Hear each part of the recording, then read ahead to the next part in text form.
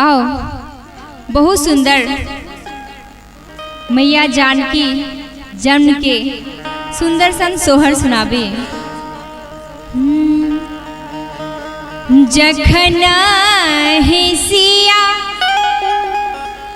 धिया जानमाला शो रजना कपूर हे। जखन हिसिया धिया जानमाला शो रजना कपूर हे। ललना रे जला थलन गरजन करे सुर मुनिया रचन रे।